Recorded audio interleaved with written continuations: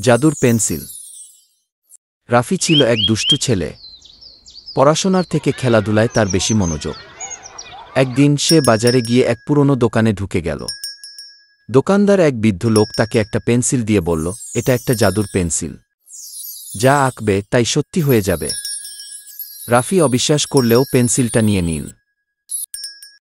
বাসায় ফিরে সে কাগজে একটা চকোলেট আঁকল।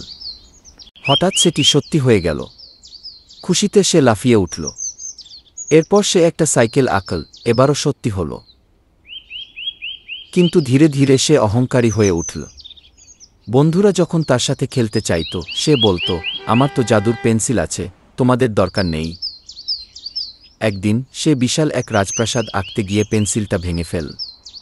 সে বুঝতে পারল জাদু নয়, আসল শক্তি বন্ধুত্ব আর কঠোর পরিশ্রম।